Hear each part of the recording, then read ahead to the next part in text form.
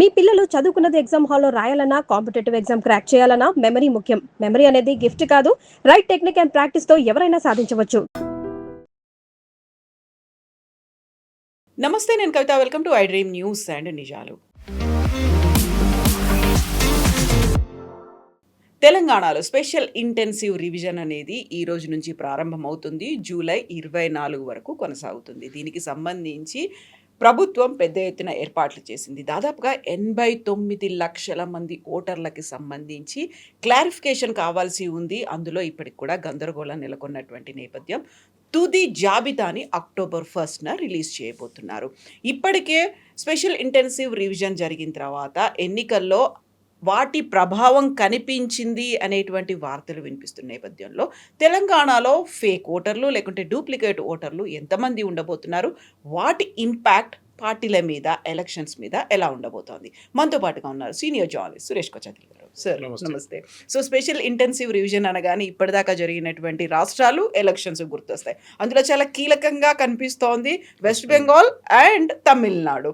So ఈ రోజు నుంచి స్టార్ట్ అవుతోంది. 89 లక్షల మంది అంటే అందులో ఎంతమంది ఫేక్ డూప్లికేట్ ఓటర్స్ ఉన్నారు? తెలంగాణలో మనకి ఇప్పుడున్న టోటల్ ఓటర్ బేస్ 3,38,00,000 మంది. అక్కడెక్కడ 4-5 వేలు అక్కడ మారవచ్చు. దాంట్లోనే మీరు చెప్తున్న ఈ 88-89 లక్షల మంది కరెక్ట్గా మ్యాప్ కావట్లేదు. దానికి కారణాలు ఉన్నాయి. ఈ 2002లో ఓట్ లాస్ట్ జరిగిన ఎస్ఐఆర్ ఇప్పుడు దాకా 10 సార్లు జరిగింది మన ఇండిపెండెన్స్ టైం నుంచి, అంటే 1950 రిపబ్లిక్ అయినాక. అప్పుడు ఏం ప్రాబ్లం లేకుంటే, కానీ ఎందుకంటే బాగా చేయలేదు. అప్పుడు ఓన్లీ కర్సరీగా చేశారు. కానీ ఈసారి మనం చూసాం వెస్ట్ బెంగాల్ కానీ, దాని ముందు బీహార్ కానీ చాలా స్ట్రిక్ట్గా చేశారు. తమిళనాడు మీరు చెప్పారు, కేరళ, గుజరాత్ 2 కోట్ల మందిని తీసేశారు. 2,30,00,000 మంది గుజరాత్లో. ఎవరు గొడవ చేయట్లేదు అక్కడ, కాంగ్రెస్ వాళ్ళు కూడా గొడవ చేయట్లేదు. ఉత్తరప్రదేశ్ 3,80,00,000 మందిని తీసేశారు, లిస్ట్ నుంచి తొలగించేశారు. కానీ సమాజ్వాదీ పార్టీ కానీ అక్కడ కూడా కాంగ్రెస్ వాళ్ళు ఏం చెప్పట్లేదు. ప్రాబ్లం ఓన్లీ వెస్ట్ బెంగాల్లో జరిగింది, మీకు తెలిసింది అది. మమతా బెనర్జీ పెద్ద గొడవ చేసింది. ముందు 67 లక్షలు, తర్వాత 26 లక్షల మందిని లిస్ట్ నుంచి తొలగించడం పెద్ద ఇష్యూ చేసి సుప్రీంకోర్టుకి వెళ్ళి, సుప్రీంకోర్టు అన్నారు మేము అపీలేట్ ట్రిబ్యునల్ పెడతాం, మేము జడ్జెస్ని పెడతాం. వాళ్ళంతా చెక్ చేసిన తర్వాత కూడా ఈ నంబర్ అట్లనే మిగిలిపోయింది. అక్కడిక్కడ 1000 మంది వాళ్ళకి ఓకే ఇచ్చారు అంతే. తెలంగాణలో జరిగింది ఏంటంటే, ఈ మ్యాపింగ్ ప్రాసెస్లో 3,38,00,000 మందిలో 80 లక్షల మంది మ్యాప్ కావట్లేదు కరెక్ట్, 84 అనుకోండి. మ్యాపింగ్ అంటే ఏంటి? బేసిక్లీ 2002 డేటా తీసుకుంటారు, 2026 డేటా తీసుకుంటారు. ఓకే, 2026లో ఈయనకున్న పిల్లలు, ఈ హస్బెండ్ అండ్ వైఫ్ సంతానానికి వాళ్ళ పేరు మ్యాచ్ అవుతుందా లేదా. That is an automatic process without contacting anybody. ఎవరిని కాంటాక్ట్ చేయకుండానే వీళ్ళు మొదలు పెడతారు ఈ పని అన్నమాట. సో పరిస్థితుల్లో మ్యాచింగ్ జరుగుతున్నప్పుడు, ఈ మ్యాపింగ్ చేస్తున్నప్పుడు తెలిసింది ఏంటంటే దీంట్లో చాలా మటుకు తప్పులు వచ్చినాయి. ఎట్లాంటి తప్పులు? సి నర్సయ్య మనకు పేరు ఉంది 2002లో. ఓకే, నాన్నగారు, వాళ్ళకి 2 పిల్లలు ఉన్నారు. వాళ్ళు ఇప్పుడు వాళ్ళ మ్యాపింగ్ జరిగింది, వాళ్ళు 2024 ఎలక్షన్లో ఓటేశారు. సో వీళ్ళు మ్యాపింగ్ చేశారు. కానీ ఇక్కడ వచ్చినప్పుడు చెరుకూరి నర్సయ్య అని వచ్చేసింది పేరు. మ్యాప్ కావట్లేదు. It won't take, the computer won't take. Maybe initial అదే అయి ఉంటుంది, సర్నేమ్ అదే ఉండిండొచ్చు, కాకపోతే ఫుల్ ఫామ్లో ఉండాలి. కరెక్ట్. అట్లాంటి చాలా స్పెల్లింగ్ మిస్టేక్స్ ఉంటుంది. ఒక ఈ బదులు 2 ఈలు కొట్టుంటారు. ఏజ్ 65 బదులు 56 అని కొట్టుంటారు. చాలా తప్పులు జరిగినాయి ఇప్పుడు దాకా. కానీ ఇప్పుడు ఆ క్లీనప్ నడుస్తుంది. ఎస్ఐఆర్ ప్రాసెస్ దానికోసమే. ఫస్ట్ టైం ఒక మ్యాసివ్ క్లీనప్ జరిగిన తర్వాత నెక్స్ట్ టైం చాలా ఈజీ అయిపోతుంది. ఈ మ్యాసివ్ క్లీనప్ ఇప్పుడు దాకా జరగలేదు. ఎస్ఐఆర్ చేశారు కానీ చాలా మటుకు. అండ్ నడిమిట్లో మీరు చాలామంది అడుగుతారు, మా ఓటింగ్ వచ్చి చెక్ చేశారు కదా పోయిన ఎలక్షన్ ముందు. చేశారు, but that is only special revision అంతే. అక్కడ మీరు ఎక్కువ డీటెయిల్స్ అడగరు. మీరు ఉన్నారా, ఇంట్లో ఎంతమంది, 3 వీళ్ళైనా పేర్లు అడుగుతారు, కరెక్ట్ టిక్ చేసి వెళ్ళిపోతారు. నెక్స్ట్ ఇంటికి వెళ్తారు, హౌస్ లాక్డ్, 2 సార్లు వస్తారు, హౌస్ లాక్డ్ అని చెప్పేసి వాళ్ళ పేర్లే తీసేస్తారు. ఎలక్షన్ రోజు పొద్దున వాళ్ళు తిరుగుతూనే ఉంటారు బూత్లో, నా పేరు కనిపించట్లేదు, నా పేరు మొన్ననే ఓటేసాను ఇప్పుడు ఎందుకు లేదని చెప్పి. ఎస్ఐఆర్ ప్రాసెస్లో ఈ మ్యాపింగ్ చేసినప్పుడు 88 లక్షల మంది వచ్చారు. వీళ్ళు ఓటర్లు కాదని కాదు, ఇట్లాంటి తప్పులు ఉంటుంది. ఇంకొన్ని కేసెస్లో నాన్నగారికి కొడుకుకి 15 సంవత్సరాల డిఫరెన్స్ ఉంది. నాన్నగారి ఏజ్కి సపోజ్ ఈజ్ 40, 45, 50, అబ్బాయికి ఏమో 25. అది ఎట్లయితుంది అంటే నాన్నగారు 15 సంవత్సరాలు పెళ్లి చేసుకున్నారా? That's a question obviously. ఒక కొడుకు పుట్టి నెక్స్ట్ కొడుకు పుట్టేదాకా, ఆ కూతురు పుట్టేదాకా 6 నెలల టైమే ఉంది, గ్యాపే ఉంది. అది కూడా తప్పు. So either the date of birth తప్పు ఇచ్చారు, లేకుంటే అది entire thing is fake. Okay, ఇదే వెస్ట్ బెంగాల్లో జరిగింది, బీహార్ జరిగింది. అక్కడ ఈ మ్యాపింగ్తోనే ఫస్ట్ వాళ్ళు పట్టుకున్నారు చాలామందిని. అక్కడి నుంచి ప్రూఫ్ అడిగినప్పుడు ప్రూఫ్ లేదు వాళ్ళ దగ్గర. టిపికలీ ఇప్పుడు 2002లో ఓటేసినప్పుడు కొంతమంది పిల్లలు 18 years, అప్పుడు 21 ఉండే ఓటింగ్ ఏజ్, తర్వాత 18 చేశారు. ఈ 14 సంవత్సరాలు 15 సంవత్సరాలు ఉంటారు, అప్పుడు ఓట్ వేయలేదు వాళ్ళు, కానీ నెక్స్ట్ ఎలక్షన్లో ఓటేశారు. దాని తర్వాత 2024 వచ్చినప్పుడు కూడా ఓటేశారు వాళ్ళు. ఇప్పుడు వీళ్ళని మ్యాపింగ్ చేయాల్సి వస్తుంది. పేరెంట్స్ ఆల్రెడీ మ్యాపింగ్ చేశారు ఒకసారి. నా ప్రాజనీ మ్యాపింగ్ అంటారు. అంటే మీ నాన్నగారు, అమ్మగారు, కొడుకో, కూతురు మీరే కాదని ప్రూవ్ చేయాల్సి వస్తుంది. How do you prove it? 14 documents ఉన్నాయి, యాక్చువల్లీ 14 ఎక్స్టెండెడ్ డాక్యుమెంట్స్ ఉన్నాయి. 10th క్లాస్ సర్టిఫికేట్ ఉండొచ్చు, పాస్పోర్ట్ ఉండొచ్చు, డ్రైవింగ్ లైసెన్స్ ఉండొచ్చు, ఫోటో ఐడి. ఏమేమి ఫోటో ఐడి ఉందో యూజ్ చేయొచ్చు. అప్పుడు మీరు అడగొచ్చు ఆధార్ తీసుకొచ్చా అని. కొంతమంది మన దగ్గర కొన్ని తెలుగు ఛానల్స్ చేసిన తప్పేంటే ఆధార్ వ్యాలిడ్ అన్నారు. కాదు, సుప్రీంకోర్టు దాకా వెళ్ళిన కేసు ఇది. ఆధార్ వ్యాలిడ్ కాదు. Aadhaar is only an identity document. Kavitha అని చెప్పి మీ ఫోటోతో ఉన్న ఆధార్ మిమ్మల్ని మ్యాచ్ చేస్తుంది అంతే. It doesn't say you are an Indian. Even ఒక ఎన్ఆర్ఐ ఓసీఐ కార్డు ఉంటే వాళ్ళు ఆధార్ తీసుకోవచ్చు, but that doesn't make them an Indian. ఇది ప్రాబ్లం అనమాట. Same thing with me. నేను ఇప్పుడు సురేష్కి వచ్చేట్లంటే నేను దాంతో ఇచ్చినప్పుడు నాకు ఒక అడిషనల్ డాక్యుమెంట్ ఇవ్వాల్సి వస్తుంది. అది నా 10th క్లాస్ సర్టిఫికేట్ ఉండొచ్చు, లేకుంటే నా డ్రైవింగ్ లైసెన్స్. సో దట్ నాకు ప్రూవ్ అవుతుంది that I'm so and so person with that address like this అని చెప్పేసి. ఇప్పుడు అదొక పక్కన పెట్టి మ్యాచింగ్ అంతా అయితే కూడా మనం డాక్యుమెంట్ ఇవ్వచ్చు. ఇప్పుడు ఏం చేస్తారంటే ఈ BLO అని ఉంటారు, బూత్ లెవెల్ ఆఫీసర్. చాలా క్రూషియల్ రోల్. వీళ్ళు యూజువలీ జూనియర్ ఆఫీసర్స్ ఉంటారు. వీళ్ళకి చాలా ఎక్స్టెన్సివ్గా ట్రైనింగ్ ఇచ్చారు. ఒక బూత్ లెవెల్ ఆఫీసర్ దగ్గర 800 నుంచి 1000 మంది, ఒక్కొక్కసారి 1100 మంది కూడా ఓటర్స్ ఉంటారు లిస్ట్. వాళ్ళు ప్రతి ఇంటికి వెళ్ళి 3 సార్లు వెళ్ళాలి. ఫస్ట్ టైం ఫామ్ ఇవ్వడానికి వెళ్ళాలి. ఈ ప్రీ ప్రింటెడ్ ఫామ్ అంటారు దీన్ని. అంటే ఒక చిన్న ఫామ్ ఉంటుంది, దానిపైన ఓటర్ పేరు, ఏజ్, వాళ్ళ నాన్నగారు అమ్మగారి పేరు, దాని అడ్రస్ అండ్ ఎపిక్ నెంబర్, ఈ డీటెయిల్స్ పైన ఉంటుంది. మీరు అదే నెంబర్ కరెక్ట్ అయితే you should fill up the left side of the column. ఎందుకంటే 2002లో మీరు ఓట్ వేసారు, దానికోసం ఆ ప్రూఫ్ అక్కడ ఉంది. కాదు నేను ఫస్ట్ టైం అప్లై చేస్తున్నాను అంటే మీ కూతురు ఉండొచ్చు. ఇప్పుడు వాళ్ళు అప్లై చేస్తున్నారు, షీ ఈజ్ అప్లైయింగ్, దెన్ వాళ్ళు రైట్ సైడ్ ఫిల్అప్ చేసి ప్రాజనీ మ్యాపింగ్ చేయాలి వాళ్ళు. అంటే వాళ్ళు ప్రూఫ్ ఇవ్వాలి. ఇప్పుడు మీరు ప్రూఫ్ ఇవ్వక్కర్లేదు, because you already they in the list. Right సైడ్లో ఉన్న వాళ్ళు ప్రూఫ్ ఇవ్వాల్సి వస్తుంది. 10th క్లాస్ ఇచ్చినప్పుడు ఆటోమేటిక్ BLO సెకండ్ విజిట్కి వస్తారు మీ ఇంటికి. వచ్చినప్పుడు వాళ్ళు చెక్ చేసి చెప్తారు, అమ్మ ఈ ప్రూఫ్ కాదు కదా, ఇంకోటి ఏమైనా ఉందా అంటే మీరు ఆ డాక్యుమెంట్ ఇవ్వచ్చు.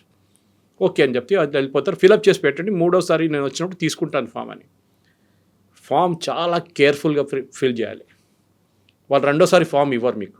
ఇన్ఫ్యాక్ట్ 2 కాపీలు ఇస్తారు. ఒక దాంట్లో ఫిల్ చేస్తుందే మళ్ళీ నెక్స్ట్లో కూడా కరెక్ట్గా ఫిల్ చేయాలి మీరు. ఫస్ట్ కాపీ 3rd విజిట్కి వచ్చినప్పుడు వాళ్ళు తీసుకెళ్ళిపోతారు ఫస్ట్ కాపీ అంతా చెక్ చేసిన తర్వాత. సెకండ్ కాపీ మీకు సైన్ చేసి రెసీట్ లాగా మీకు ఇస్తారు. తీసుకెళ్ళి వాళ్ళు దీన్ని అప్లోడ్ చేస్తారు BLO. అప్లోడ్ చేసిన తర్వాత మాస్టర్ సర్వర్ నుంచి వాళ్ళు చెక్ చేస్తారు ఇదంతా కరెక్టే కాదా, డేటా కరెక్టే కాదా అని చెప్పి. ఏమైనా డౌట్ ఉంటే ఫస్ట్ రోల్ ఒకటి వస్తుంది, డ్రాఫ్ట్ రోల్ అంటారు దాన్ని. It will be published on July 28 or 29 publish అవుతుంది. 24 అయిపోతుంది, 29 దాకా పబ్లిష్ అవుతుంది. ఆ లిస్ట్లో మీ పేరు ఉండొచ్చు, కానీ మీకు ఒక నోటీస్ వస్తుంది. భయపడకండి, మీ పేరు ఉంటేనే అది చాలా పెద్దది, మీరు భయపడక్కర్లేదు. ఏదో ఒక చిన్న తప్పు జరిగి ఉంటుంది ఎక్కడో, వాళ్ళకి డౌట్ వచ్చి ఉంటుంది చెక్ చేసిన వాళ్ళకి, దట్ ఈ పేరుతో ఏదో మిస్టేక్ ఉంది చెప్పినట్లని. నాన్నగారి పేరు స్పెల్లింగ్ మిస్టేక్ కావచ్చు, నెంబర్స్లో చేంజెస్ కావచ్చు, ఆధార్లో తప్పు ఉండొచ్చు, మీరు ఆధార్ ఇచ్చి ఆధార్తో ఉన్న లింక్ డాక్యుమెంట్ తప్పించుంటారు, ఇదంతా జరుగుతుంది. సో మీరు అక్కడ వెళ్ళి ER ఆఫీస్కి వెళ్ళి మీరు అది చేస్తే వాళ్ళు ఇమీడియట్గా రెక్టిఫై చేసి ఓకే అని చెప్పేస్తారు. No problem. Most of the cases 90% problem ఉండదు. కానీ మీరు ఫేక్ డాక్యుమెంట్ సబ్మిట్ చేస్తే పట్టుబడతారు డెఫినెట్గా. బికాజ్ వాళ్ళ దగ్గర సెంట్రల్ రిపాజిటరీస్ నుంచి ఉన్న డీటెయిల్స్ వాళ్ళ దగ్గర ఉంది. ఇది ప్రాసెస్. దాని తర్వాత డేటా అంతా క్లీనప్ చేసిన తర్వాత ఫైనల్ మీరు చెప్పినట్లు అక్టోబర్లో ఫైనల్ రోల్స్ పబ్లిష్ అయిపోతుంది. మనం ఇప్పుడు జూన్లోనే ఉన్నాం, జూలైని పెట్టుకుందాం, ఆగస్ట్, సెప్టెంబర్, అక్టోబర్ 3 నెలలు ఉన్నాయి. ఇప్పుడు ఈ ప్రాసెస్లో మీ పేరు రాలేదు, your name is not they, మీరు అన్నీ సబ్మిట్ చేశారు కానీ పేరు రాలేదు డ్రాఫ్ట్ రోల్. ఏం చేస్తారంటే వీళ్ళు ప్రతి బూత్లో మీరు ఎక్కడ ఓట్ చేశారో ఆ బూత్లో వాళ్ళు ఒక గోడ మీద అంటించేస్తారు ఇదంతా పేర్లన్నీ. అది కాకుండా ఈ బ్లాక్ లెవెల్ ఏజెంట్స్ అని ఉంటారు, బూత్ లెవెల్ ఏజెంట్స్. ఈ బూత్ లెవెల్ ఏజెంట్స్ అని పొలిటికల్ పార్టీస్ నుంచి.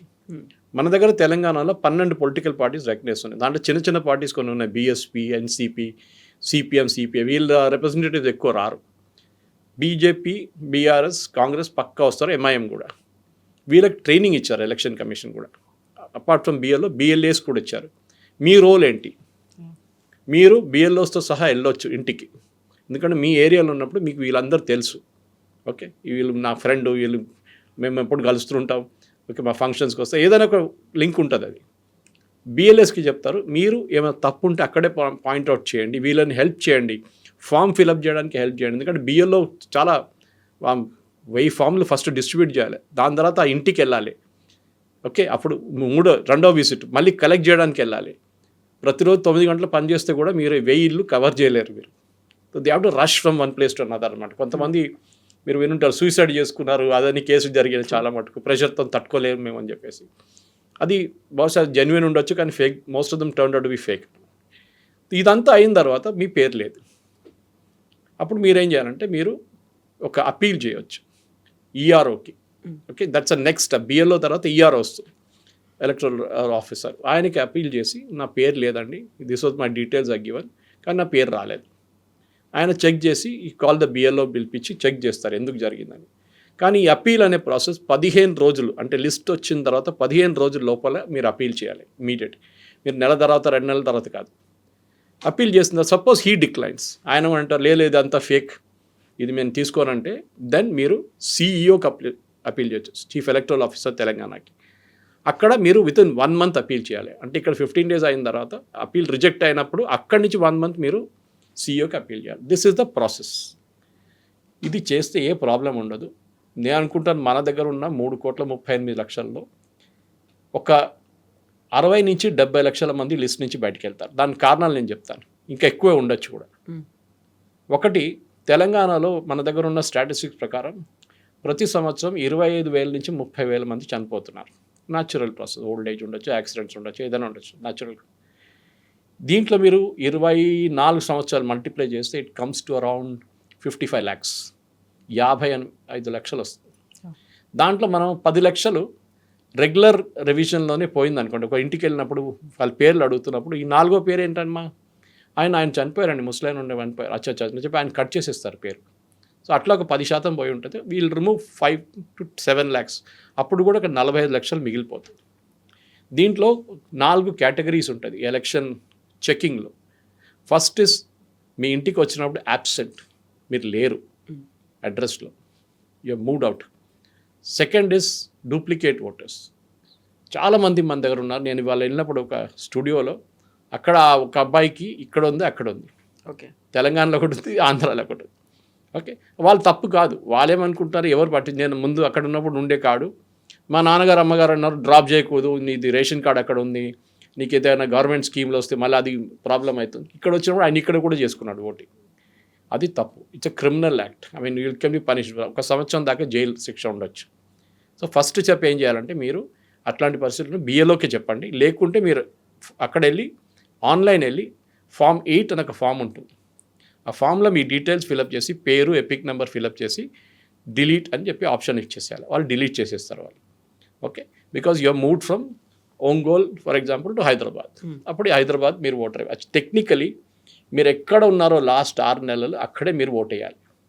కానీ చాలామంది చేయరు, ఎస్పెషల్లీ ఊరి నుంచి వచ్చిన. నేను చెప్పండి, కారణాలు చాలా ఉన్నాయి తెలిసి. మాకు అక్కడ మా అన్ని అక్కడ ఉంది, మా పొలాలు అక్కడ ఉంది, మా డాక్యుమెంట్ రేపు ఏదైనా ప్రాబ్లం అయితే యాక్చువల్లీ ఓటర్ ఐడి కార్డు పనికి రాదు దానికంతా. కానీ సైకలాజికలీ వాళ్ళు అట్లా చేస్తారన్నమాట. ఇది ఇట్లా ఉన్నాయి. ఇంకా చాలా ఉన్నాయి రీజన్స్. కానీ ఒకడొకటి చెప్పుకుంటే మొత్తం యాక్చువల్లీ ఎడ్యుకేట్ చేయాలి పబ్లిక్. ప్యానిక్ చేయకండి. That is my main. నేను 2014లో కవిత గారు పెబల్ సిటీ, పీరాన్ చెరువు, గోదావరి హోమ్స్, ఎన్సిఎల్, ఇక్కడ మన పైప్ లైన్ రోడ్, కొంపల్లి, ఇక్కడ చాలా 5-6 గేటెడ్ కమ్యూనిటీస్ అన్నీ తిరిగి ఆల్మోస్ట్ ఒక 1,600 మందిని రిజిస్టర్ చేశాను. Only 6 got rejected, everything got approved. ఆ టైంలో బన్వర్లాల్ గారు IAS was the chief electoral officer Telangana. ఆయన మాకు స్పెషల్ పర్మిషన్ ఇచ్చారు. మేము ఒక 25 మంది ఉన్నాం యంగ్స్టర్స్. కొంతమంది హైటెక్ సిటీ దగ్గర కూర్చున్నారు ఎంట్రన్స్లో, మైండ్ స్పేస్లో. So we had campaign, JA Chowdary garu campaign నడిపించారు, లెట్ us vote అనేది. సో మేమేం చేసామంటే మా ప్రతి కంప్యూటర్ ప్రతి ల్యాప్టాప్కి ఒక ఐపీ అడ్రస్ ఉంటుంది, మీరు ఎక్కడి నుంచి యూజ్ చేస్తున్నారని. ఆ ఐపీ అడ్రస్ ప్రకారం మేము that is your connected to WiFi or anywhere, IP address మేము ఇచ్చేసాం. సో వాళ్ళు ఏం చేశారంటే మా ల్యాప్టాప్ బ్లాక్ చేయలేదు, లేకుంటే మీరు లిమిట్ చేసి ఉంచలేదు, ఎందుకంటే మీరు 2, 3, 4 ఫైల్ చేయొచ్చు. సడన్గా మీరు 1500 ఫైల్ చేస్తున్నారు కానీ వాళ్ళకి డౌట్ వస్తుంది. So they removed it for us. So we had easy access అనమాట. సో బహుశా నా అపీల్ ఏంటంటే మన దగ్గర ఉన్న రెసిడెంట్స్ అసోసియేషన్ కానివ్వండి, gated community apartments, even residential కాలనీస్లో వీళ్ళు ఒక సెన్సిటైజేషన్ ఒక సెషన్ పెట్టాల్సి వస్తుంది. వాళ్ళ దాంట్లోనే పెట్టి వీళ్ళు వచ్చినప్పుడు ఏం చేస్తారు, మీరు ఎట్లా బిహేవ్ చేయాలి, ఎందుకంటే ఇవాళ నుంచే మొదలవుతుంది. సో ఇంకోటి చాలా ఇంపార్టెంట్ మర్చిపోయారు, ఈ ఫామ్ ఇస్తున్నప్పుడు ఈ ఫామ్లో ఫస్ట్ ఒక బ్లాక్ అండ్ వైట్ ఫోటో ఉంటుంది. అది మన ఆధార్ కార్డు కన్నా దారుణం ఉంటుంది మన ఫోటో. ఆ ఫోటో ఇప్పుడు యూజ్ చేయలేము, ఎందుకంటే అదంతా క్వాలిటీ హొరబుల్ ఉంటుంది. సో ఇప్పుడు ఎలక్షన్ కమిషన్ కలర్ ఫోటోలు పెడుతున్నారు. సో మీరు ఒక పాస్పోర్ట్ సైజ్ కలర్ ఫోటో రెడీగా పెట్టుకోండి, అది అంటించాలి ఫామ్ మీద, స్టేపుల్ చేయకూడదు. This is one precaution. So ఇది చేసిన తర్వాత అఫ్కోర్స్ వాళ్ళు వచ్చి చెప్తారు, BLO will come and educate you and all this. కానీ మన వైపు నుంచి కూడా కొంచెం మన ప్రేక్షకులకు మనం చెప్పాల్సి వస్తుంది. ఎగ్జాక్ట్లీ, ఒక రకమైనటువంటి ప్యానిక్ అనేది కనిపిస్తుంది. వెస్ట్ బెంగాల్, ఆ తర్వాత తమిళనాడు చూసిన తర్వాత అక్కడ ఉన్నటువంటి ప్రభుత్వాలు పోయి సరికొత్త ప్రభుత్వాలకి రావడానికి కూడా కారణమే ఎస్ఐఆర్. దానివల్లే బోల్డ్ అని ఓట్లు పోయాయి, ఆల్మోస్ట్ 1 కోటి వరకు ఓట్లు పోవడానికి కారణం. కావాలనే కేంద్ర ప్రభుత్వం ఇలా ఏమైనా చేస్తుందా? ఉన్న ఓట్లను తొలగించి వాళ్ళకు అనుగుణంగా ఎవరైతే ఉంటారో వాళ్ళని తీసుకురావడానికే ఎస్ఐఆర్ని తీసుకొచ్చింది అనే వాదన. ఆ 1 కోటి మంది ఎక్కడున్నారు? వాళ్ళు వచ్చి నిలబడాలి కదా. ఎక్కడో 1 కోటి మంది మేము ఉన్నాం, ఈ కాలనీలో 100 మంది ఉన్నాం, మాకు ఓటు ఇవ్వలేదు, లేరు కదా. వాళ్ళందరూ బంగ్లాదేశ్ వైపు పారిపోయారు. బీహార్లో కూడా అదే జరిగింది. నేను ఉత్తరప్రదేశ్ ఎగ్జాంపుల్ ఇచ్చాను మీకు. 3,40,00,000 మందిని తీసేశారు, ఎవ్వరు ప్రొటెస్ట్ చేయలేదు అక్కడ. ఇక్కడ ప్రొటెస్ట్ ఒక్కడే వెస్ట్ బెంగాల్లో జరిగింది, ఎందుకంటే దే ఆర్ ఆల్ బంగ్లాదేశీస్. చాలా క్లియర్గా తెలిసిపోయింది, ఎందుకంటే సుప్రీంకోర్టు దాకా వెళ్ళారు. సుప్రీంకోర్టు ఎన్నో ఛాన్సెస్ ఇచ్చారు, మీరు ఫామ్ 6 ఫైల్ చేయండి, ఫ్రెష్ ఫామ్ ఫైల్ చేయండి. Form 6 is a form, online form ఒకటి ఉంటుంది, మీరు ఫ్రెష్గా ఫైల్ చేయొచ్చు దాంట్లో కూడా. అది కూడా చేయలేదు. తీసేసిన వాళ్ళకి ఆపర్చునిటీ ఇచ్చారు సుప్రీంకోర్టు. ఓకే, మీరు అఫిడవిట్ ఫైల్ చేయండి. ఓకే, అది మేము బూత్ లెవెల్లో చేసాం. వాళ్ళు ఇమాజిన్ సుప్రీంకోర్టు అంతా they went all the way out అనమాట. డిస్ట్రిక్ట్ లెవెల్ కోర్ట్స్లో కూడా హెల్ప్ డెస్క్ పెట్టారు వాళ్ళు. అక్కడ మీరు వెళ్ళండి, అక్కడ కొంతమంది జూనియర్ అడ్వకేట్స్ ఉంటారు, మిమ్మల్ని హెల్ప్ చేస్తారు. అన్నీ కలుపుకుంటే వెస్ట్ బెంగాల్లో 330 మంది వచ్చారు. ఎక్కడ ఈ 1 కోటి మంది? చనిపోయిన వాళ్ళు లేచి రాదు కదా ఓటు వేయడానికి. It's very there in the record. Duplicate voters తెలిసిపోయింది, ఒకటే పేరుతో అమ్మగారు నాన్నగారి పేరు ఒకటి, ఈయన పేరు ఒకటి, అన్నీ మ్యాచ్ అయిపోయింది ఫోటోలతో సహా. డూప్లికేట్ ఓటర్స్, అబ్సెంటీ ఓటర్స్ లేరు అక్కడ. మైగ్రేటెడ్, ఎప్పుడో 20 సంవత్సరాల ముందు ముంబైకి వెళ్ళి సెటిల్ అయిపోయారు, లేకుంటే యూఎస్కి వెళ్ళిపోయారు, వాళ్ళు లేరు. కానీ ఇంకొక కేటగిరీ ఉంది విచ్ ఇస్ ఇంపార్టెంట్. మీరు గల్ఫ్ లేకుంటే యూరోప్లో ఎక్కడైనా వెళ్ళి మీరు ఉద్యోగం చేస్తున్నారు, యూఆర్ నాట్ మైగ్రేటెడ్, ఉద్యోగం చేస్తున్నారు అక్కడ. ఎవ్రీ ఇయర్ వస్తారు, లీవ్లో వస్తారు, మళ్ళీ వెళ్తారు. కాంట్రాక్ట్ 3 సంవత్సరాలు 5 సంవత్సరాల కాంట్రాక్ట్ ఉంది, మళ్ళీ అది రిన్యూ అవుతుంది. మీరు ఫైల్ చేయొచ్చు, you can even file online. లేకుంటే మీ ఇంటికి ఫామ్ వచ్చినప్పుడు మీ ఫ్యామిలీ నుంచి ఎవరైనా ఫిల్అప్ చేసి వాళ్ళు సంతకం పెట్టవచ్చు. But they should be a blood relation. అంటే మీ mother, father, wife, husband, whichever it is, వాళ్ళు ఫైల్ చేయాలి, వాళ్ళు సబ్మిట్ చేయొచ్చు ఆన్ యువర్ బిహాఫ్. సో ఈ పర్టికులర్లీ ఎన్ఆర్ఐస్ చాలామంది ఉంటారు, వాళ్ళకి ఇది చాలా పెద్ద ఒక డౌట్ ఉండే, ఎట్లా చేయవచ్చు, మేము అక్కడ ఉన్నాం, ఆన్లైన్ చేయొచ్చు, ఆర్ మీ ఇంట్లో వచ్చిన ఫామ్ వాళ్ళు ఫిలప్ చేసి వాళ్ళు పంపించచ్చు. అఫ్కోర్స్ పాస్పోర్ట్ సైజ్ ఫోటో పెట్టాల్సింది అక్కడ.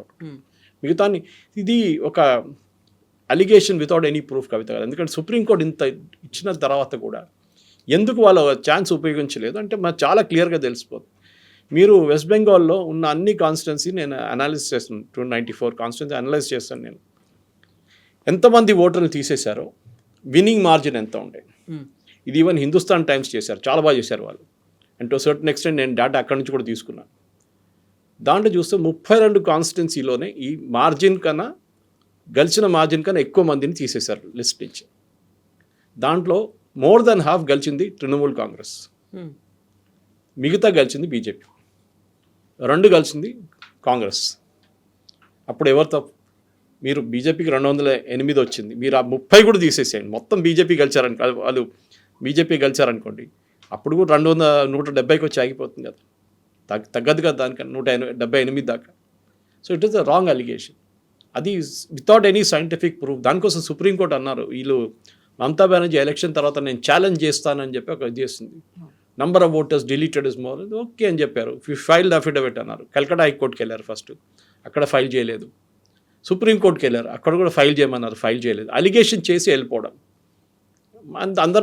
అందరి మైండ్లో డౌట్ వస్తుంది, అరే 1 కోటి మందిని తీసేసిన బహుశా అదే ఉండొచ్చు, వీళ్ళు గెలిచారు. కాదు, ఇట్ ఇస్ నాట్ దాట్. అక్కడ జరిగింది ఇంకోటి, అక్కడ కన్సాలిడేటెడ్ హిందూ ఓటింగ్ జరిగింది. అదంతా మనం డిస్కస్ చేసాం దీనికన్నా ముందు. ఓకే, దానికోసం ఈవెన్ ముస్లిం మెజారిటీ ఉన్న కొన్ని 30% ముస్లిం మెజారిటీ ఉన్న కొన్ని కాన్స్టిట్యున్సీలో కూడా ముర్షిదాబాద్, మాల్డా, 24 సౌత్ పర్గనాస్లో కూడా బీజేపీ గెలిచారు. అక్కడ ఒక హిందువులు అందరూ కలిసి ఓటేశారు. 65% హిందువులు ఓటేశారు, 35% వాళ్ళ వైపు నుంచి ముస్లిమ్స్ ఓటేశారు. సో 65% బీజేపీకి వెళ్ళింది, వాళ్ళు గెలిచారు. Even though 35% may sound like a big number అన్నమాట. కాదు. సో ఎస్ఐఆర్ అనే ప్రాసెస్ ఒక చాలా మట్టుకు దీన్ని క్రిటిసైజ్ చేసి కాంగ్రెస్ వాళ్ళు, మిగతా వాళ్ళు, ఈవెన్ మమతా బెనర్జీ అందరికన్నా ఎక్కువ అక్కడ ఏం లేదు. అండ్ ఐఎమ్ సర్ప్రైజ్డ్ ఇక్కడ కూడా అదే అలిగేషన్ మళ్ళీ రేవంత్ రెడ్డి గారు, మీనాక్షి నటరాజన్ గారు చేస్తున్నారు. ఏంటి తొలగించేస్తారు, మీ పేరు తీసేస్తారు. రేవంత్ రెడ్డి వార్నింగ్ ఇచ్చారు వాళ్ళ ఎమ్మెల్యేస్, ఎంపీ, మిమ్మల్ని చూసుకుంటాను, మీరు చూసుకోవాలని. మీరెందుకు? వాళ్ళు ఇన్ఫ్లుయెన్స్ చేయలేరు. They cannot influence election commission of India. మీ దగ్గర డాక్యుమెంట్ లేకుంటే ఇట్ విల్ బీ రిజెక్టెడ్. మీ దగ్గర ప్రాజనీ మ్యాపింగ్ కరెక్ట్ కాకపోతే ఇట్ విల్ బీ రిజెక్టెడ్. మీరు ఏం చేయలేరు. మీరు కోర్టు కూడా వెళ్ళొచ్చు. మేము సుప్రీంకోర్టుకి ఎన్నోసార్లు వెళ్ళారు మీరు ఆల్రెడీ. ఇక్కడ కూడా మీరు చేయొచ్చు. అది మీరు ప్రాసెస్ ఫాలో చేయండి. మీకు ఒక ప్రాసెస్ ఇచ్చారు, ఇన్ని డాక్యుమెంట్లు. ఇన్ఫ్యాక్ట్ ఐ సజెస్ట్ దట్ మన డిస్క్రిప్షన్లో ఒక లింక్ పెట్టచ్చు ఎలక్షన్ కమిషన్ది. ఆ డాక్యుమెంట్స్ ఏమేమి డాక్యుమెంట్స్ పెట్టాలని చెప్పేసి అది రెడీగా ఉంచుకోండి. వాళ్ళు వచ్చినప్పుడు పరిగెత్తడం కాదు. ఇన్ఫ్యాక్ట్ వాళ్ళు వచ్చి ఫామ్ ఇచ్చేసి వెళ్ళిపోతారు, మీకు చాలా టైం ఉంటుంది. ఓకే, అక్కడ మీరు అడగొచ్చు కూడా డౌట్ ఉంటే.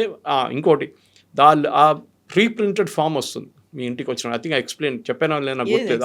ఆ ప్రీ ప్రింటెడ్ ఫామ్ కింద వాళ్ళ మొబైల్ నెంబర్ ఉంటుంది బిఎల్లో. ఇన్ఫ్యాక్ట్ నాకు మా ఏరియాలో ఉన్న బిఎల్లో అల్వాల్లో she call me 1 month ago. ఒక నెల ముందు నాకు ఫోన్ చేసి, సురేష్ గారు ఇట్లా మీ ఉన్న ఎపిక్ నెంబర్, ఇప్పుడున్న ఎపిక్ ఫామ్, అది ఫోటోది కార్డ్, నాకు ఒక ఫోటో పంపిస్తారన్నారు. నేను పంపించాను. ఇవాళ నాకు డౌట్ వచ్చింది, ఆమెకి నా మొబైల్ నెంబర్ ఎక్కడి నుంచి దొరికింది? మొబైల్ నెంబర్ పబ్లిక్ డొమైన్లో లేదు కదా అని చెప్పి నేను ఫోన్ చేశాను ఆమెకి. ఫోన్ చేస్తే ఏమన్నది, మాకు డేటా, ఎలక్షన్ కమిషన్ ఇచ్చిన డేటాలో ప్రతి ఓటర్తో సహా వాళ్ళ మొబైల్ నెంబర్ ఉంది, ఎక్కడెక్కడ ఉందో అక్కడ. దానికోసం మిమ్మల్ని ఫోన్ చేసి అడిగాను నేను అని చెప్పి. నౌ ఐమ్ అష్యూర్డ్, ఓకే, ఇది ప్రైవసీ ఇష్యూ లేదు కదా అని చెప్పేసి. ఎందుకంటే మనం దీంట్లో కూడా మొబైల్ నెంబర్ ఇస్తున్నాం, ఆధార్ కార్డ్ నెంబర్ ఇస్తున్నాం. ఈ డాక్యుమెంట్స్ అన్నీ రెడీ పెట్టుకోండి. వాళ్ళు వచ్చినప్పుడు, సెకండ్ విజిట్కి వచ్చినప్పుడు మీరు ఫామ్ చూపించి ఒకసారి, అమ్మ ఇది కరెక్టే ఫిలప్ చేశానో చూడండి, వాళ్ళు ఏమైనా మార్పులు ఉంటే చెప్తారు. నా వైపు నుంచి ఒక సజెషన్ ఉంది, మీరు పెన్సిల్తో ఫిలప్ చేయండి first. Don't fill up with a pen, ఎందుకంటే తప్పులు కాకూడదు. మీరు ఒకసారి మన ఎగ్జామ్లో రాస్తున్నట్లు కొట్టి మళ్ళీ రాయడం కాదు.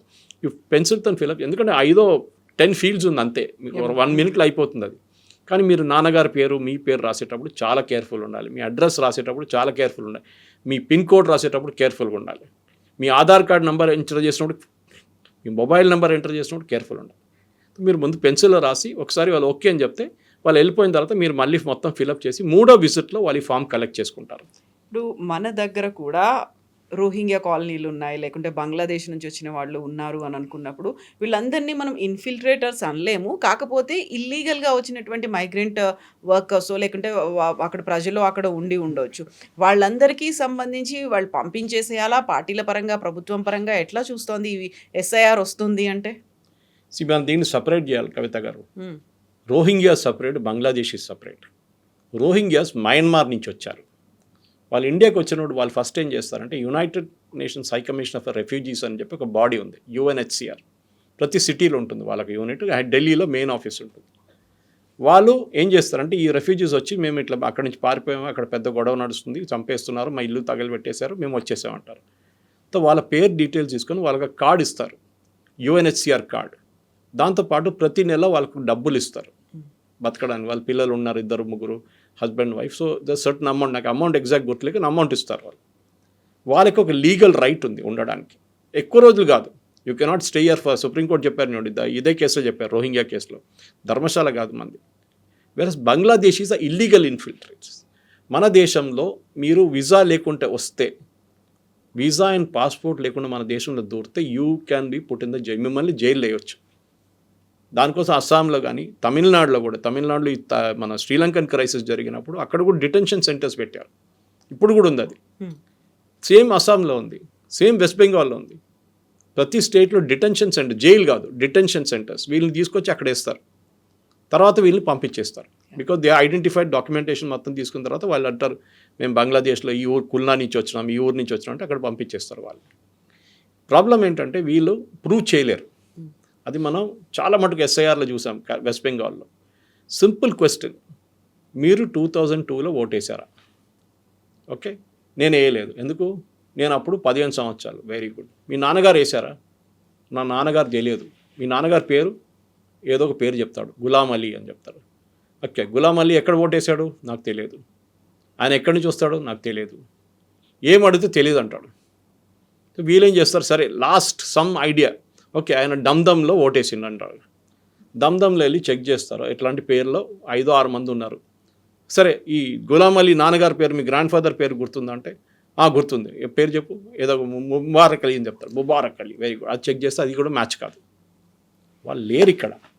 2002 they were not in India. Or ఈడు వచ్చినోడు ఇంకొక నాన్నగారి పేరు చెప్తారు. అది జరిగింది వెస్ట్ బెంగాల్లో. ఒక మనిషి, ఒక ఆయన పేరు మీద 18 మంది సపరేట్ ఓటర్ ఐడి తీసుకున్నారు.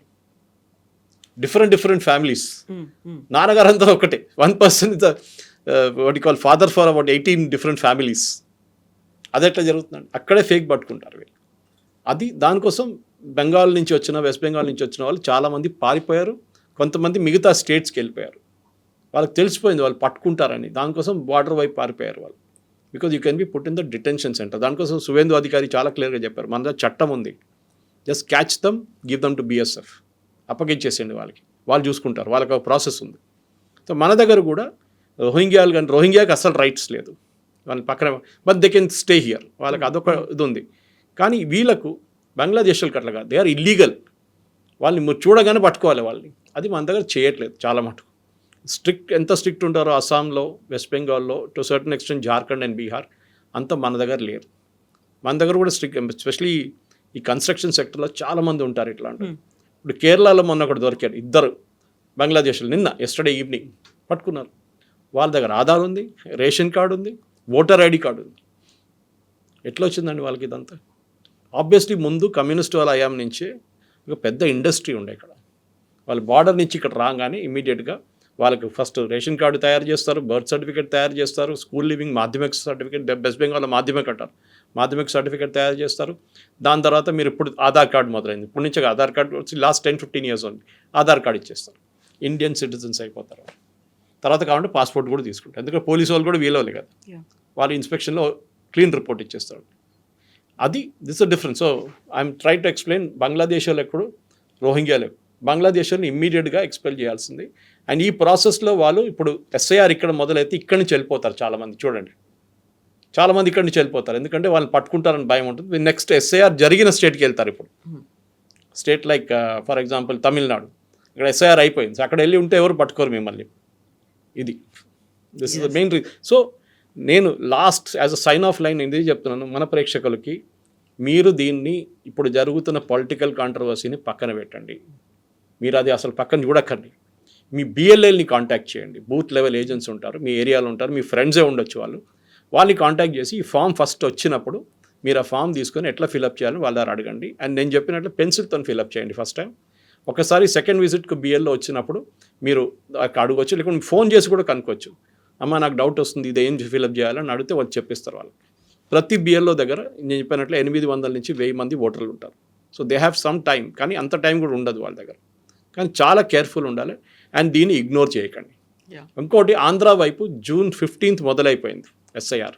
సో మనకన్నా 15 రోజుల ముందు బంద్ అవుతుంది అక్కడ కూడా. అవర్స్ July 24th అంటే వాళ్ళకి బహుశా July 14th అయిపోతుంది. సో ఆంధ్ర వైపు నుంచి చాలామంది ఇక్కడ ఉన్నారు. వాళ్ళు ఏమంటారు, మా అమ్మ నాన్నగారు ఉన్నారు, వాళ్ళు చూసుకుంటారు. సారీ, ఫోన్ చేసి కనుక్కోండి, మీ బిఎల్ఓ నెంబర్ తీసుకోండి, మీ బిఎల్ఏస్ ఎవరు ఉంటే వాళ్ళకి ఫోన్ చేయండి, నేను రావాలని ఒక రోజుకి నన్ను వస్తే నేను వచ్చి చేయించుకుంటాను అని అంటే వెళ్ళి చేయించుకోండి. ఇగ్నోర్ చేయకండి, ఎందుకంటే this is link to your citizenship. Suvendu అధికారి సుప్రీంకోర్టులో వాళ్ళొక పెటిషన్ పెట్టారు. యాజ్ సూన్ యాజ్ ఈ సుప్రీంకోర్టులో final hearing Bihar and west Bengal జరిగిందో, సుప్రీంకోర్టు ఏమన్నారంటే ఈ ఫైనల్ ఓటర్ లిస్ట్ ప్రతి స్టేట్ గవర్నమెంట్ హోమ్ డిపార్ట్మెంట్కి అప్పగించండి. వాళ్ళు ఏం చేశారు, that is the final citizenship list అని తీసుకొని రేషన్ కార్డుతో లింక్ చేసిన వాళ్ళు అందరిని తీసేశారు. ఆ లిస్టులో లేని వాళ్ళు, గవర్నమెంట్ బెనిఫిట్ తీసుకుంటున్న వాళ్ళు అందరిని తీసేశారు. ఈ డేంజర్ మన దగ్గర కూడా రాబోతుంది. సో మనం ఏదో ఎలక్షన్ కార్డు కాదు నాకు అక్కర్లేదు నేను ఓట్ వేయను అని చెప్పి వెళ్తే ఎలక్షన్ కార్డు ఒకటే కాదు, నౌ ఇట్ ఇస్ చాలా పోయింది.